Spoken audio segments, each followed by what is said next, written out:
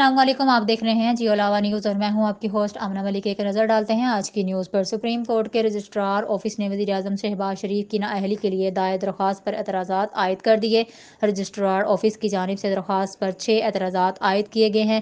Registrar office کے اعتراض میں شامل ہے کہ کیس میں عوامی اہمیت کا کیا معاملہ ہے، بتایا نہیں گیا۔ آئین کے آرٹیکل 248 کے تحت وزیر اعظم کو کیس میں فریق بنایا نہیں جا سکتا۔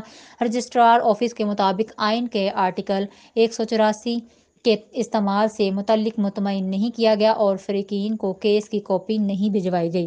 خبر شامل کرتے ہیں میاں والی سے۔ امیر عبداللہ کی خبر کے مطابق میاں والی وطاخیل چوک پر پاکستان تحریک انصاف کے ورکرز نے چیئرمین پاکستان تحریک انصاف عمران خان کے خلاف توشہ خانہ کیس میں الیکشن کمیشن آف پاکستان نے میاں والی NA95 سے نااہل کر دیا ہے۔ اس فیصلے کے خلاف ورکرز نے بہت مایوسی اور غصے کا اظہار کرتے ہوئے روڈ پر ٹائر جلا کر ٹریفک بلاک کر دی ہے۔ عوام میں بہت غم اور غصہ پایا جاتا ہے، کسی نے کال بھی نہیں کی اور عوام خود گھروں سے نکل کر سخت احتجاج کیا اور تمام ٹریفک جام کیے رکھی اور ورکرز نے امپورٹڈ حکومت کے خلاف اور الیکشن کمیشن کے فیصلے کے خلاف سخت احتجاج اور نااہلی کو واپس لینے کا مطالبہ کیا۔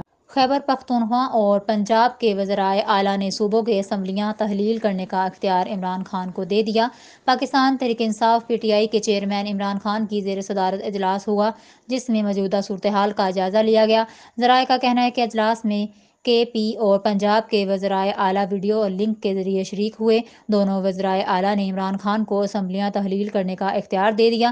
ذرائع کے مطابق KP اور پنجاب کے وزیر اعلیٰ نے کہا کہ آپ جب کہیں گے اسمبلیاں تحلیل کر دیں گے۔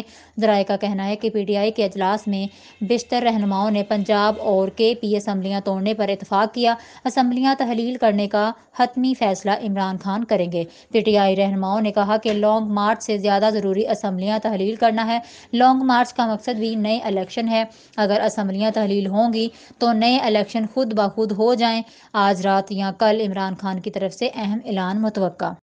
تلہ گنگ میں بھی پورے ملک کی طرح عوام نے باہر نکل کر یہ پیغام دے دیا ہے کہ -1 فارمولہ پاکستانیوں کو قبول نہیں، غلط فیصلہ دیا گیا ہے اور انشاءاللہ یہ فیصلہ چیلنج ہو کر ریورس ہو جائے گا۔ کپتان عمران خان نے اس کرپٹ ٹولے کو الیکشن میں کلین بولڈ کر دیا ہے۔ اب آپ سب لانگ مارچ کی کال کے لیے تیار رہیں۔